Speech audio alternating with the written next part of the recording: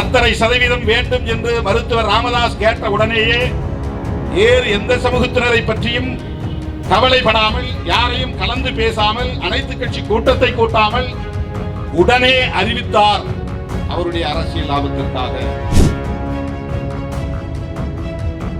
எந்த சூழலிலும் எந்த காலத்திலும் ஒரு தலித் ஒரு மாநிலத்தின் முதலமைச்சராக முடியாது. ஆனால் திமுக அரசு என்பது நிலையானதல்ல, மாநில அரசு தான் நிலையானது. மாநில அரசு எந்த சூழலிலும் ஒரு தலித்தை முதலமைச்சராக ஏற்றுக்கொள்ளுகிற நிலை இங்கே இல்லை. சென்சஸ் மக்கள் தொகை கணக்கெடுப்பில் எல்லா கணக்கெடுப்பின் போதும் ஷெட்யூல் காஸ்ட் ஷெட்யூல் ட்ரைப்ஸ்ல ஒவ்வொரு சாதியும் எவ்வளவு இருக்கிறார்கள் என்று சாதி வாரி கணக்கெடுப்பு நடத்தப்படுகிறது. ஏன் 10.5% போய் நிறுத்தி வச்சாங்கன்னா, எந்த டேட்டா அடிப்படையில் நீ 10.5 கொடுத்த அப்படின்னு ஒரு கேள்வி எழுந்துச்சு. டேட்டா இல்ல.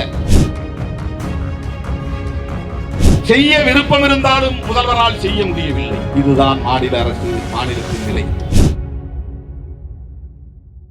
5.5% வேண்டும் என்று மருத்துவர் ராமதாஸ் கேட்ட உடனேயே எடப்பாடி பழனிசாமி அவர்கள் வேறு எந்த சமூகத்தினரை பற்றியும் கவலைப்படாமல், யாரையும் கலந்து பேசாமல், அனைத்து கட்சி கூட்டத்தை கூட்டாமல் உடனே அறிவித்தார் அவருடைய அரசியல் லாபத்திற்காக.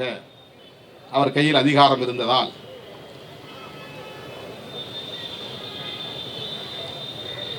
பிறகு சட்டப்படியான சிக்கலுக்கு போய் இன்றைக்கு தேங்கி நிற்கிறது. அது வேறு. மாநில அரசுகளின் கைகளில் இதை ஒப்படைக்க கூடாது என்கிற கவலை, அச்சம் புரட்சியாளர் அம்பேத்கர் அவர்களுக்கு இருந்தது.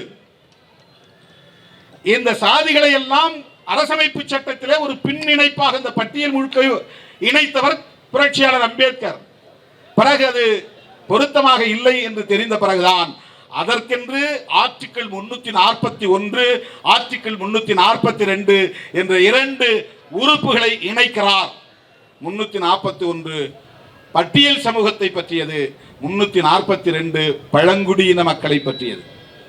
இவர்களை பற்றி எந்த முடிவை நீ எடுத்தாலும் பாராளுமன்றத்திலே வந்து விவாதித்து பிரசிடென்ட் ஆஃப் இந்தியா, இந்திய குடியரசுத் தலைவர் ஒப்புதலோடு தான் முடிவெடுக்க வேண்டும் என்கிற முடிச்சு போட்டு வைக்கிறார். முளகுச்சி அங்க அடிச்சு கட்டி வச்சிட்டார்.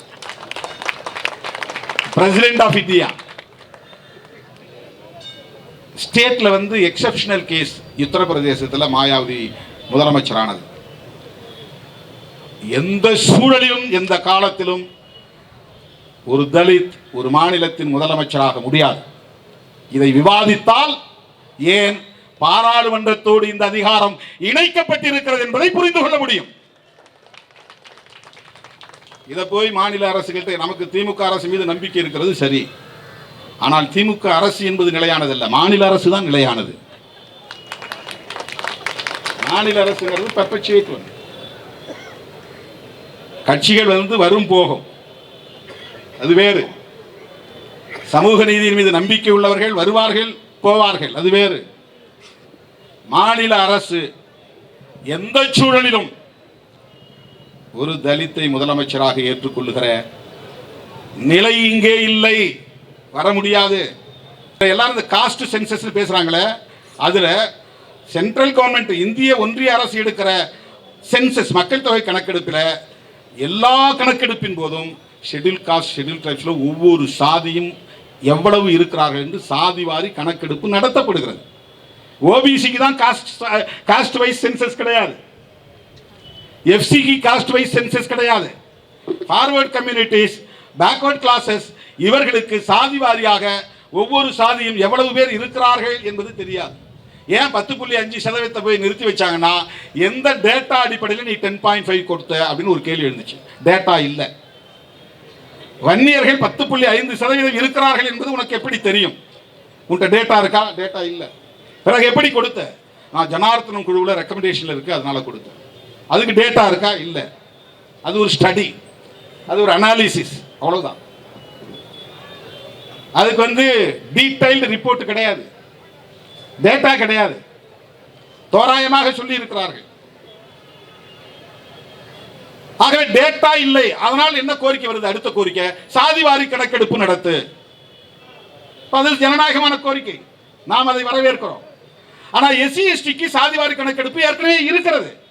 நாம் சாதிவாரி கணக்கெடுப்பு நடத்த ஆதரவு தெரிவிப்பது ஓபிசிக்காக. விடுதலை சிறுத்தைகள் ஓபிசிக்கு ஆதரவானவர்களா இல்லையா என்பதை புரிந்து கொள்ளும்.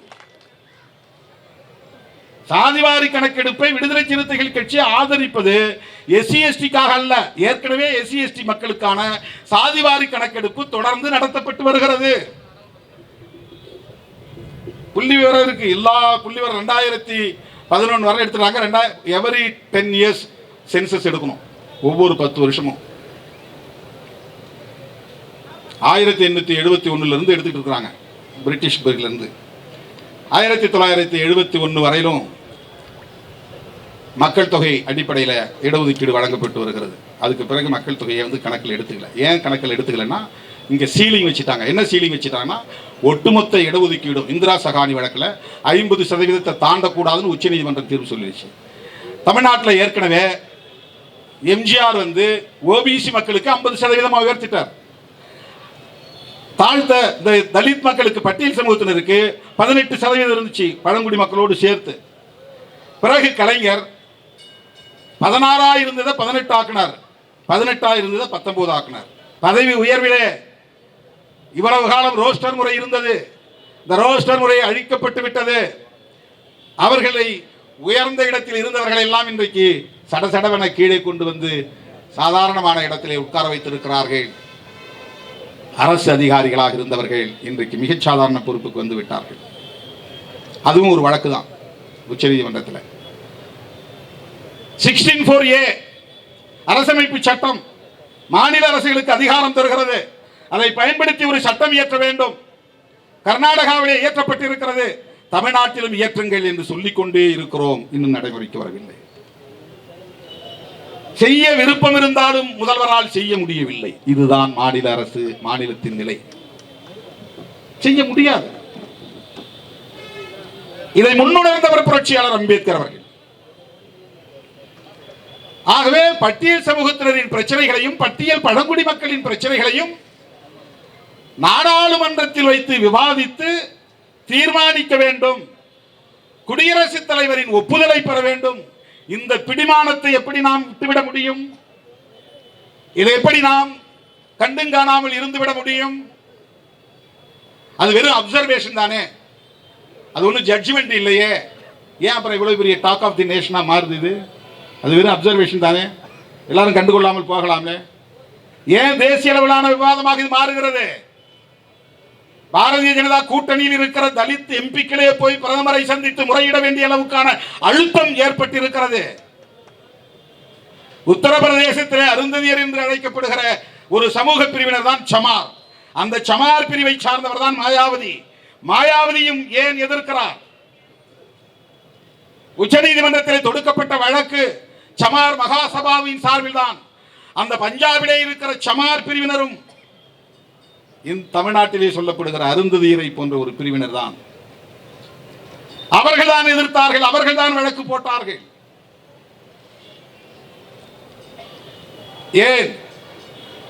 இந்தியா முழுவதும் தலித்துகள் ஒற்றுமையாக இருக்க வேண்டும் என்ற கவலை உள்ளவர்கள் இதை எதிர்க்கிறார்கள். அதுதான் முக்கியமானது, அண்டர்லைன் செய்ய வேண்டியது.